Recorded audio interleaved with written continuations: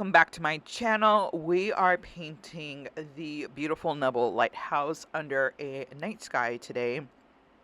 We are jumping in with wet on wet, and we are going to put in the colors. If your colors are not bleeding or blooming, however you want to say it, then they are not, the paper is not wet enough. So as you can see here, just a few drops of the liquid watercolors. And of course, if you are using different kinds of watercolors, you might need to use a little bit more to get the effect, but essentially you can do this with any watercolor. And I have started off with a turquoise. I just love the vibrancy of the blue, and I'm putting this in the middle here because I'm trying to create that Milky Way look. So I'm going to have that white area be the Milky Way. I'm adding some Payne's Gray as well to give that kind of dark contrast to the sky. And then I will add in a couple other colors. You can do this with, I mean, the night sky, you can make it obviously any color you want because you're the artist. So if you want to put in some purples or greens, maybe do like a Northern Lights type look, then by all means, that should be something you should do. So I'm concentrating the Payne's Gray towards the outer edge, and just to make it look more of that dark night sky, and then the Milky Way will kind of go into the, the darkness of the sky. And then I'm using white from Dr. P.H. Martin, and I know that a lot of people say that, don't use white. Don't use black. I am not one of those watercolorists that say that. I love both. I think there's definitely space for both. So I love adding the white. The white is a little bit heavier than the other paints, and so it kind of pushes it out, and it helps with creating this effect. And I added the purple, as you can see, and that's going to be kind of that nebula looking night sky. And then I'm just doing a very, very light blend to basically just do a slight mix of the colors. You definitely don't want to overmix this, because that is where it will start to get muddy and you will lose the vibrancy of the color. So be very careful, practice restraint here, and don't overthink it. I know what you're thinking. I overthink everything, right? so this is one of those times you're going to have to resist the urge. So I am adding a yellow to the ocean here, because that is going to be the reflection of the combination of the lighthouse and just the night sky. So I'm putting a little bit of yellow, a little bit of orange to create that reflection. And I do this first because you really want that to pop. And you want it to, if you try to do this after the fact, it's not going to sit on top of that water, literally the water, like the ocean water. So you want to do this first so that you can add in the darker colors afterwards. I'm also adding it to the lighthouse as well, the light of the lighthouse. And now I'm just dropping in the ocean colors here.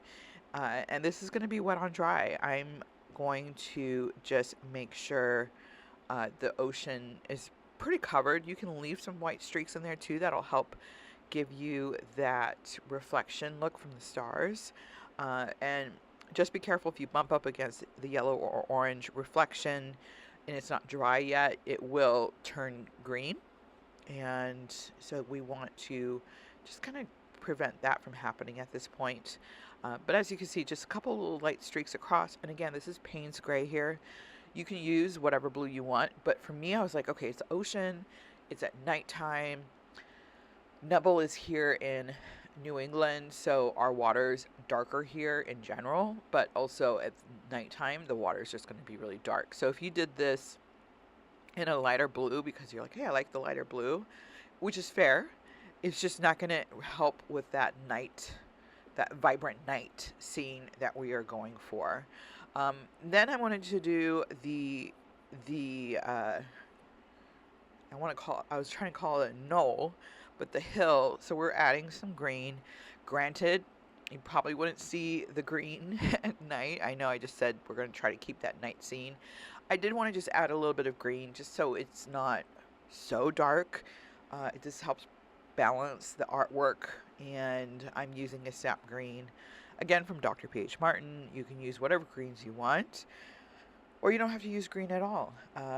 And I am just painting it in. I'm making sure my brush is nice and wet to help spread this green paint. A lot of people don't use enough water when it comes to watercolor. So you want to make sure your brush is nice and wet here. If your green is not spreading that well, then you want to use more water.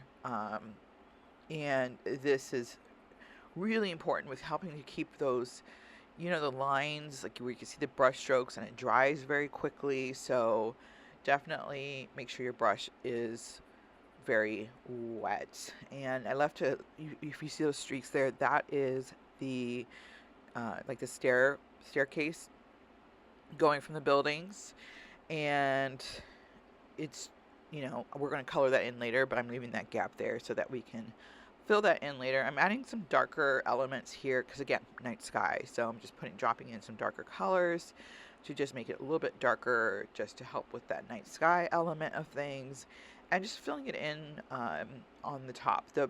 Just below that green area, we are going to have the rocks, like the cliff rocks, so it's not going to, we're not going to paint it just yet. So, okay, so now we're moving on to the roof of the innkeeper's house. This is Indian Red from Dr. P.H. Martin. I like this red because it is more organic looking than the other reds from this line. So it has a little bit more of that brick color to it. So we're doing the red on the roofs, and I moved to a smaller brush just to make it my life a little bit easier here. But of course, however you want. And this is wet on dry as well. And I didn't include too much detail in the house because we're not going for photorealism with this one. It's very whimsical, and I'm just now noticing this bubble on the purple.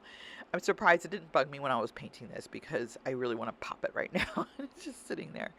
But as you can see in the sky as well, it's starting to dry a little bit, so you can see how it's creating this effect. Now, this is what I wanted. I love the way the colors are kind of stark and contrasty in the sky. I see a lot of people that want to blend and get this perfect blend. It's almost like this itch, like I need my sky to be perfectly blended, and you definitely do not want that with this painting because we're going for that galaxy nebula look. We're looking for whimsical in this, and so definitely make sure you get this kind of effect with the balance. And then of course, I don't follow my own advice, right? I didn't wait till the grass was dry before I moved on to that building, and it bled a little bit into the grass, but I just stopped it with a towel. That's totally fine. It doesn't bother me, I think, as much as other people when they see this bleeding, but I'm also so used to watercolors, I think, that I know this is just the nature of watercolors. So, it is what it is. All right, so for the rocks, I'm doing a very, very watered down grayish. It's not gray, it's a grayish. I did the black, I watered down the black until it's this almost translucent color, and added a touch of the sepia to it, so it's not like a gray, but more of a grayish. And I'm just very carelessly doing the outline of the rocks with my big brush. As you can see, it looks very rudimentary. It's very, very plain. I'm going to detail this with a micron pen later because I'm not looking to put in these details rock. Again, we're not going for photorealism here. We're going for more whimsical. But I did want to create some shape with the rock, so I added those shadows. And here with the micron pen, we are putting in the windows. I'm just drawing them in. I will fill this in a little bit later with a darker gray. I just didn't like the way the windows stood out so much on the house. If you like the way this looks, then of course keep it. You'll be able to see later on when I add the darker gray to the windows, if you like that better. So either keep it like this or add the gray later. I like using the micron pen to just create this multimedia effect. I think it just adds to the whimsicalness of it all. And I'm outlining the house. Um, I just think it looks kind of, I don't even know how to describe this. It's a little bit more cutesy, but I don't think that's the right word for it. And, you know, I don't know. Maybe you can you can write in the comments how you would describe this painting. It's definitely more whimsical. Definitely not photorealism. So I'm putting in all the outlines, and as you can see, my sky is still quite wet, but that's okay. We're not moving to that point yet. And when it comes to the light part of the lighthouse, I'm going to leave that for now, but I'll show you how you can help create that glow. The purple in my sky did bleed more south than I wanted it to. I wanted it to create a more like a glow of light around my lighthouse, and there's so much paint it didn't do that. So I will use a little bit more white later to try to help that, but I think that's really the only thing that bugged me on this painting was that I didn't get quite the glow from the lighthouse I wanted, since that paint went all the way down. So, okay, so still working on outlining the house. So, have you been to the Nubble Lighthouse? Have you seen it in person? I've seen it in person a few times. It is about 25-30 minutes from me. It's really beautiful. It's not easy to get to.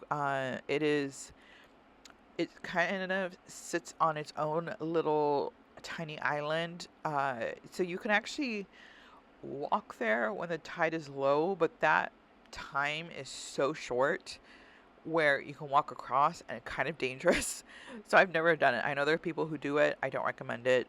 It is dangerous. And then if you get stuck there, it is very expensive to get a boat ride back, because even though it's only a few feet from the mainland, it is a little bit difficult. So you can imagine with these jagged rocks and just getting around. It's just, I have not been to the lighthouse itself. It is on my list. I want to do it.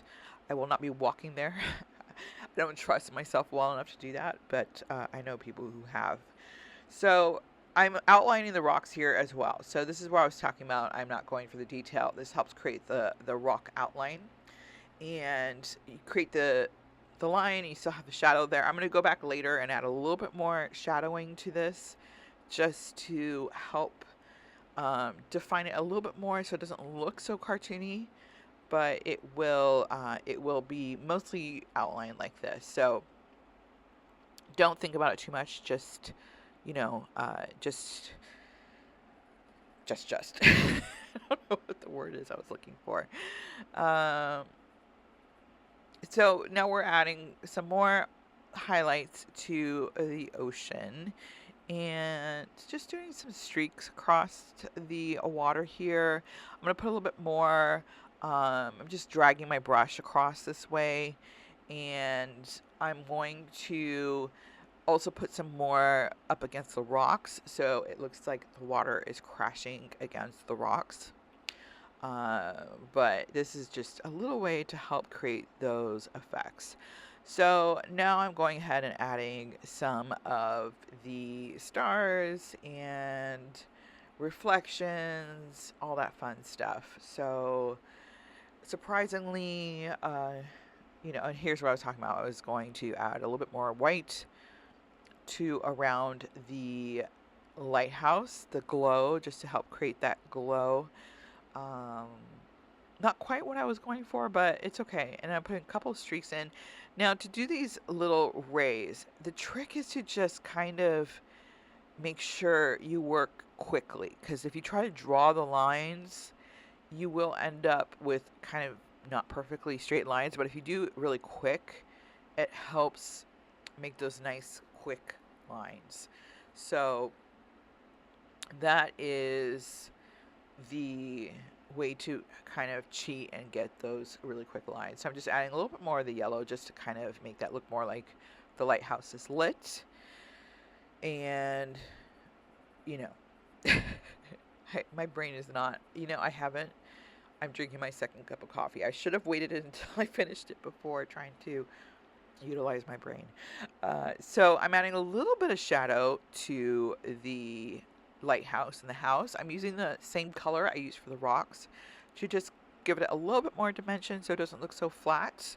And this is a great way to just, reuse that paint so you don't have to try to recreate the shadows, the shadow color, because it's not the easiest color to get. And I would definitely test this out on a scratch paper first to see if it's light enough, because a lot of times we think it's light and it's not. So just go ahead and test it out. And then I'm going a little bit darker with the rocks just to create a little bit more shadow there, just as I was saying earlier, just to make it a little bit more dimensional. This is one where it helps to watch this video first before trying it, I think, especially with the sky.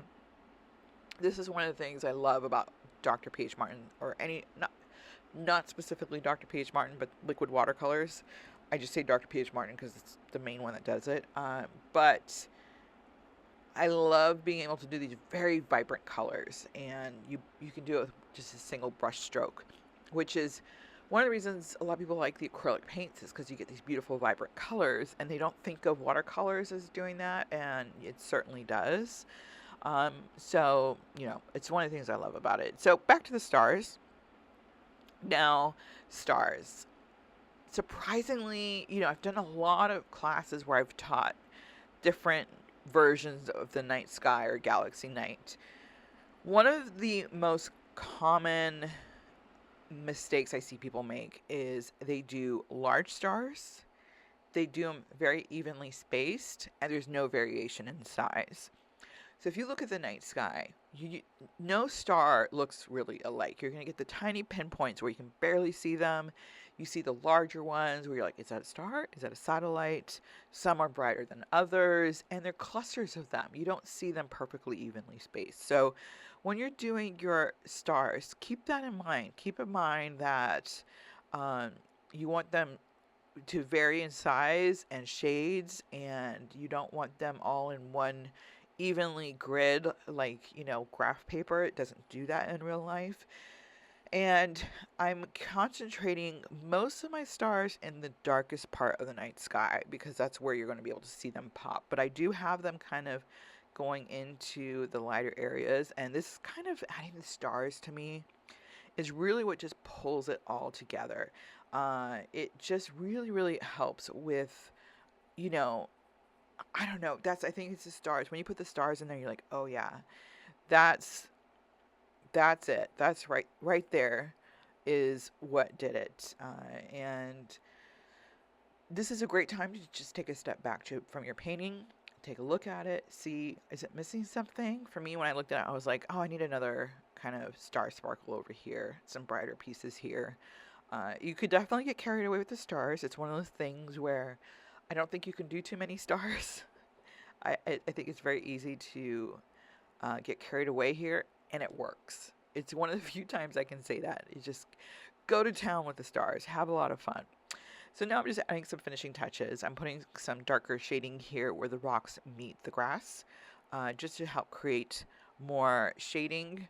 And it just really pulls it together. So I'm super excited. I am actually teaching this in person in Kittery, Maine tomorrow night. We have 45 people who are registered to paint this class. It is about as large as it gets as far as my paint classes. So I'm very excited to see how different everything is going to look. And Kittery is in Nubble's backyard. So this is a very special lighthouse to us. And people are going to have stories to tell, I'm sure. So I'm super excited about that. And here I am adding the shadows I mentioned earlier to just add those finishing touches. Adding a little bit to the house just so it looks a little bit more dimensional. You don't have to do this. I did it. I just like adding a little bit more dimension. If you see my artwork, I tend to do very contrasty work. So this is very much on par with my style. But just take a look at your painting. This is where you want to step back and be like, okay, where do I need a little bit more? But hold back too, because this is also where people tend to start overworking their painting. So it might be a good time to just stop. So Let me know how this works for you, and I would love to hear stories. If you've been to Nubble, share them with me. But definitely, if you post this on social media, tag me in the photo. I love seeing people's work. And if you want anything else like this painting, comment below